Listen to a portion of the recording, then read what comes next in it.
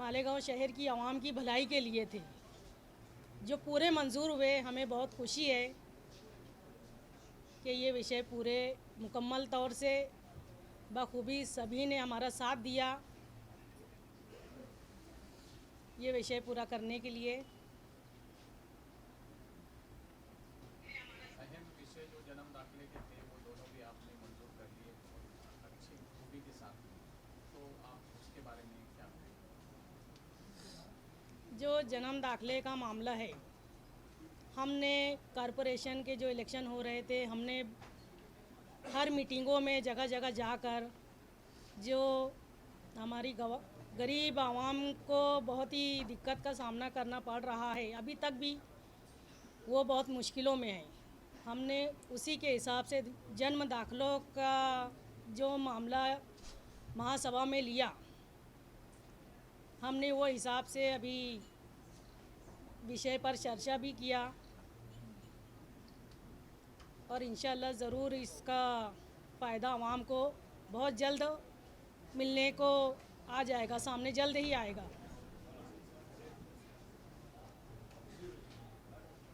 बाकी मैडम तुम बोलो मुस्तकीम भाई तुम बोलो।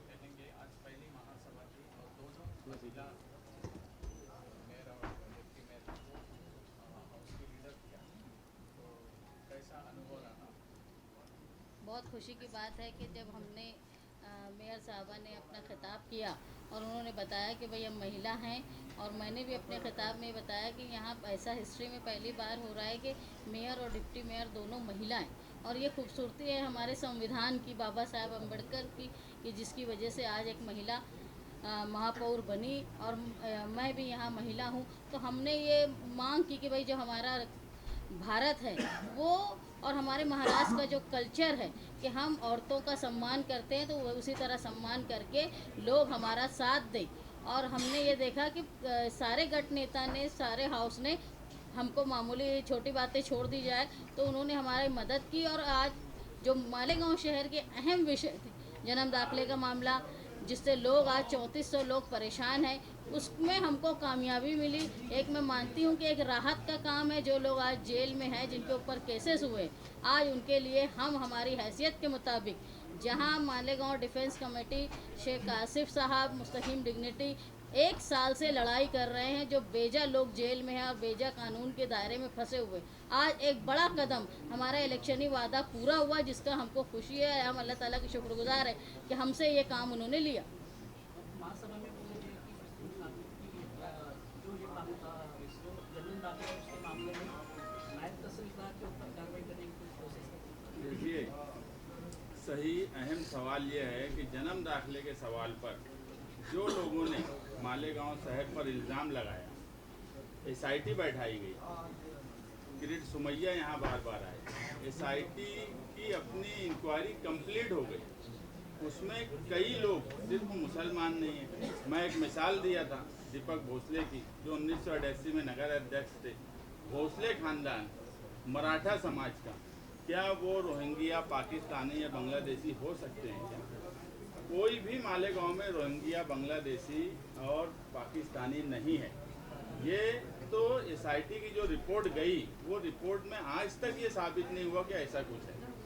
1044 जो जन्म दाखिले थे वो आदेश तहसीलदार ने दिया था, और वो आदेश महानगर पालिका को मिले तो उस पर जन्म दाखिला इशू हुआ, और उन्हीं लोगों को आरोपी कर देना जो अरीजादार थे, ये बिल्कुल नाइंसाफ़ी की बात है, ये कानून के खिलाफ बात थी। तहसीलदार की अगर साइन नहीं है तो हमने वही निर्णय लिया कि ऑथोराइज्ड हैंड राइटिंग एक्सपर्ट से उसकी जांच कर ली जाए, और अगर वो जिसको नकार रहा है तहसीलदार कि हमने आदेश नहीं दिया, सिक्का है, अगर ऑथोराइज्ड हैंड राइटिंग एक्सपर्ट ये बात बोलता है कि वो सिग्नेचर उनकी है, जो कि पहली नज़र में वो दिखती है कि हैंड राइटिंग उनकी है, यानी वो सिग्नेचर उनकी है, सिक्का उनका ही है, और अगर हैंड राइटिंग एक्सपर्ट का ओपिनियन आता है कि उनकी ही है, तो दिखती बात है, हम कोर्ट में वो लेकर जाएंगे ओपिनियन के 1044 लोगों पर जो गुना दाखिल हुआ है या जिनको आरोपी किया गया है, उनको उस केस से कोर्ट निकाले, और इन्होंने गलत बात बोली, इनकी सिग्नेचर उस पर है, तो गुना इन पर दाखिल होना चाहिए। आगे अब क्या इस मामले में क्या आवाम ये समझ रहे थे उनको राहत मिल गई या फिर और? देखिए, ये मामला न्यायालय में भी है। हमने, आप एक बात समझ लीजिए कि हमने हमारी सूचना और हमारी तजवीज़ जो लाई उस पर बीजेपी और शिवसेना ने भी अपोज नहीं कर पाया। ये कानूनी समझ थी हमारी, इससे तो कोई नहीं इनकार कर सकता कि बीजेपी और शिवसेना हॉल में रहने के बाद भी अगर हमारी तजवीज़ से इनकार नहीं कर पाई तो आशीष साहब और हमने उस पर 1 साल से काम किया है और वो कानूनी समझ हम रखते हैं कि महासभा में क्या लाना चाहिए और क्या नहीं लाना चाहिए।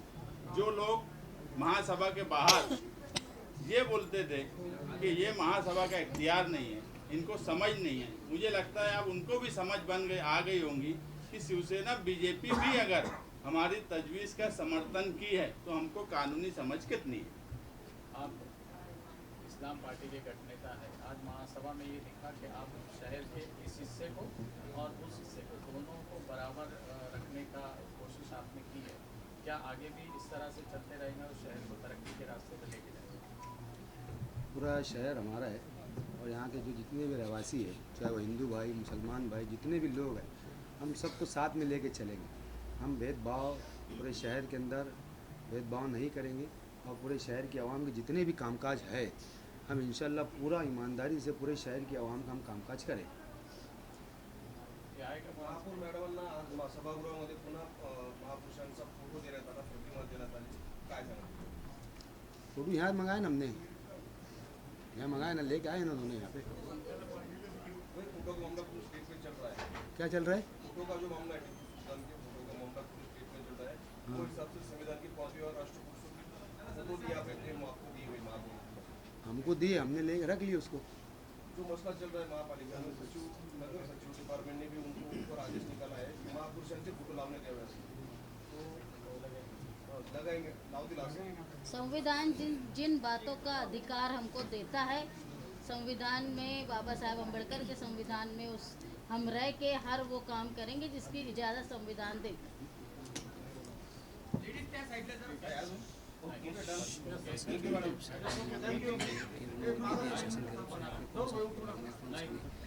संविधान ने अभी मुझे एक सावित्रीबाई फुले उनकी प्रतिमा दी गई। मैंने उनसे कहा कि आप जो है वो मुझे झांसी की रानी की भी प्रतिमा दे, क्योंकि संविधान की बुक में टीपू सुल्तान साहब और झांसी की रानी का एक ही पेज पे फोटो, इसलिए मैंने वो भी उनसे मांगा।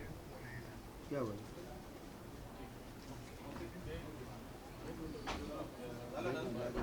Madam thank you.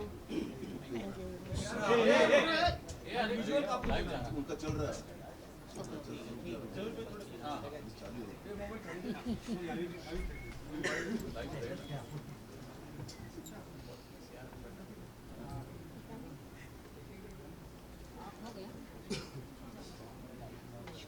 हो गया आपका?